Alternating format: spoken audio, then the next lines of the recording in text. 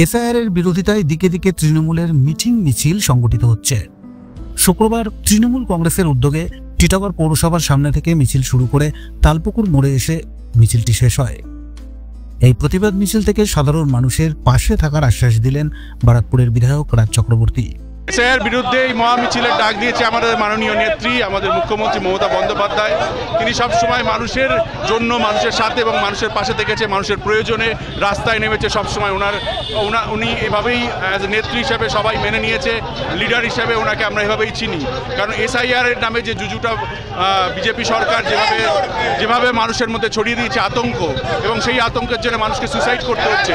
মানুষ বুঝতে পারছে না এরপরে কি, বারবার যে কোনো প্রয়োজনে লাইনে দাঁড় করে দিচ্ছে মানুষদেরকে।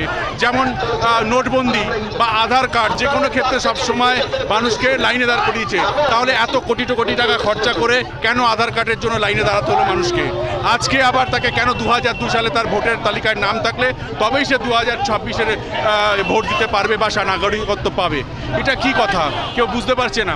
ধরো এরকম প্রচুর মানুষ আছে যারা 2002-এর আগে ভোটার তালিকায় নাম ছিল, 2002-এর পরে আছে, হয়তো 2002-এ ছিল না। এবং অনেক মানুষজন আছে যাদের কাছে সত্যি হয়তো যে ডকুমেন্টস চাইছে সেই ডকুমেন্টসগুলো নেই। ডকুমেন্টসের কিছু হয়তো বন্যায় চলে গেছে বা কারোর ঘরবাড়ি পুড়ে গেছে, অনেক দুর্যোগের কারণে অনেক জায়গায় চলে যেতে পারে।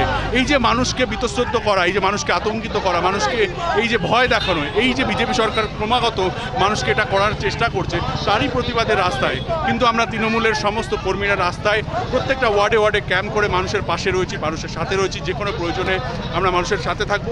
বৈধ একটাও ভোটারের নাম বাদ যাবে না। যদি কোনো বৈধ ভোটারের নাম বাদ যায় তাহলে আমরা তার জন্য রাস্তায় আছি, রাস্তায় থাকবো।